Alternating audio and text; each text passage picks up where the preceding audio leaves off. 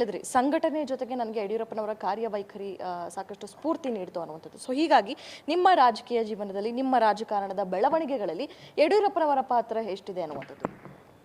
ಬಹುಶಃ ನಮ್ಮ ಕರಾವಳಿ ಭಾಗದ ಹಿಂದುತ್ವದ ವಿಚಾರ ಬಂದಾಗ ಯಾವತ್ತೂ ಕೂಡ ಯಡಿಯೂರಪ್ಪನವರು ರಾಜಿ ಮಾಡಲಿಲ್ಲ. ಹಿಂದುತ್ವದ ಪರವಾಗಿ, ಕಾರ್ಯಕರ್ತರ ಪರವಾಗಿ ದೃಢವಾಗಿ ನಿಂತ ಒಬ್ಬ ನಾಯಕರು. ಅದರಿಂದಾಗಿ ಇವತ್ತು ಪ್ರತಿಯೊಬ್ಬ ಕಾರ್ಯಕರ್ತರು ಯಾರು ಕಷ್ಟ ಸಂದರ್ಭದಲ್ಲಿ ಅವರ ಜೊತೆ ನಿಲ್ತಾರೆ, ಪಕ್ಷ ಸಂಘಟನೆಗೆ ಒತ್ತು ಕೊಡ್ತಾರೆ, ಅವರ ಪರವಾಗಿ ಕಾರ್ಯಕರ್ತರು ಕೂಡ ಅವರ ಸ್ಮರಣೆ ಮಾಡುವಂಥದ್ದು, ಅವರ ಋಣ ತೀರಿಸುವಂಥ ಕೆಲಸ ಮಾಡ್ತಾರೆ. ಬಹುಶಃ ನಾನು ಕೂಡ ಬಾಲ್ಯದಿಂದ ಕೂಡ ಸಂಘಟನೆಯಲ್ಲಿ ಬಂದವನು. ರಾಜಕೀಯಕ್ಕಿಂತ ಮೊದಲು ಪರಿವಾರದ ವಿವಿಧ ಜವಾಬ್ದಾರಿ ನಿರ್ವಹಿಸ್ಕೊಂಡು ಬಂದ. ಆ ಸಂದರ್ಭದಲ್ಲಿ ಕೂಡ ಭಾಳ ಕಷ್ಟದ ಕಾಲ. ನಮ್ಮ ಯಾವುದೇ ಜಿಲ್ಲೆಗಳಲ್ಲಿ MP ಇರಲಿಲ್ಲ, MLAಗಳಿರಲಿಲ್ಲ.